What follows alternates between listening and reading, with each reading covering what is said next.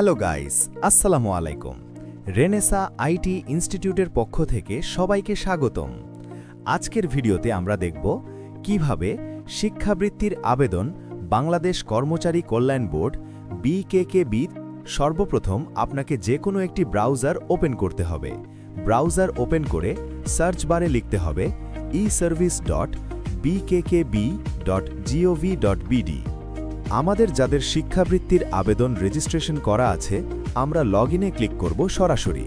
আর যাদের রেজিস্ট্রেশনে করা নেই, তারা রেজিস্ট্রেশনে ক্লিক করে রেজিস্ট্রেশন করে নেবেন। রেজিস্ট্রেশনে করতে যাদের সমস্যা হবে, তারা অবশ্য কমেন্ট করে জানাবেন।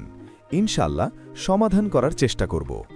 আমাদের যেহেতু অ্যাকাউন্ট করা আছে, তাই সরাসরি লগইন করব। লগইন করতে আপনার অ্যাকাউন্ট নাম্বার এবং পাসওয়ার্ড দিয়ে দেখিবেন। আমরা আইডি পাসওয়ার্ড দিয়ে প্রবেশ করলাম। প্রবেশ করার পর এরপর শিক্ষাবৃত্তি আবেদন করতে ক্লিক করুন। এখানে ক্লিক করলাম। ক্লিক করার পর দেখুন একটি শর্ত ও দরখাস্ত করার নিয়মাবলী এখানে দেওয়া আছে। এটা ভালো করে পড়ে নেবেন, অর্থাৎ কোথায় কি করতে হবে, কি আপলোড করতে হবে, কে কে আবেদন করতে পারবেন এবং কার জন্য আবেদন করতে পারবেন তা এখানে তালিকা দেওয়া আছে। আমরা সম্মত দিয়েই আমরা এখানে টিকমার্ক দিয়ে আবেদন শুরু করুন এখানে ক্লিক করলাম। এর পরবর্তীতে যে আমাদের তথ্যগুলো পূর্বে দিয়েছিলাম, সেই ইনফরমেশনগুলো অটোমেটিক্যালি এখানে চলে আসবে।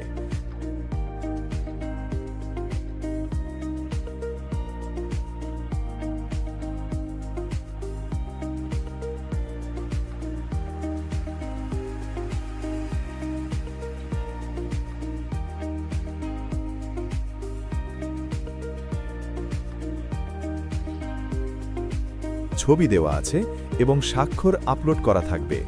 আমাদের ছবিটা এবং স্বাক্ষরটা সেভ করে আবার আপলোড করা লাগবে।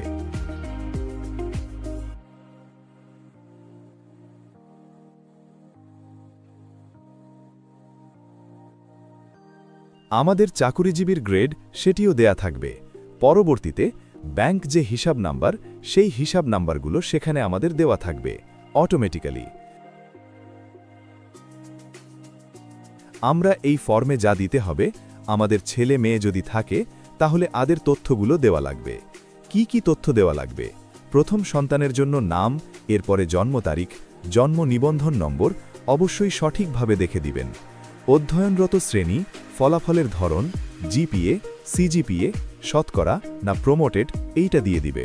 পূর্বের শ্রেণীর ফলাফল, শিক্ষা প্রতিষ্ঠানের জেলা, অর্থাৎ আমাদের স্টুডেন্ট যে শিক্ষা প্রতিষ্ঠানে পড়াশোনা করে সেই জেলা, শিক্ষা প্রতিষ্ঠানের নাম, শিক্ষা প্রতিষ্ঠানের কোড অটোমেটিক আসবে শিক্ষা প্রতিষ্ঠান অনুযায়ী। তারপর শিক্ষা প্রতিষ্ঠানের টেলিফোন বা মোবাইল ফোন নম্বর দিয়ে দিবেন।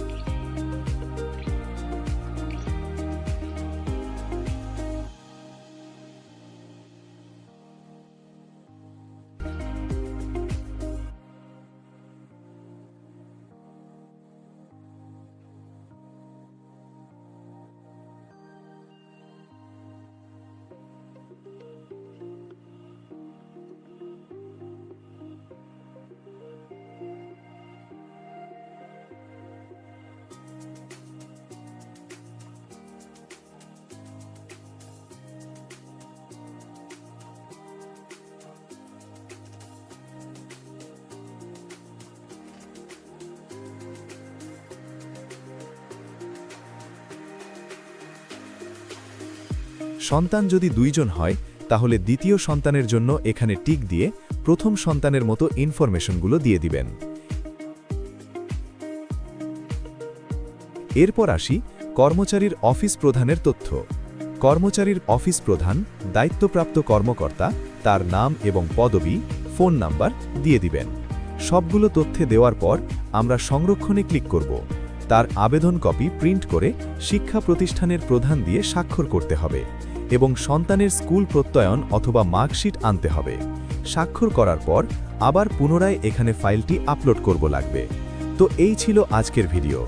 যদি ভিডিওটা ভালো লাগে তাহলে লাইক, কমেন্ট, সাবস্ক্রাইব করে রাখবেন। ধন্যবাদ। নেক্সট ভিডিওতে দেখা হচ্ছে। ততক্ষণে সবাই ভালো থাকবেন।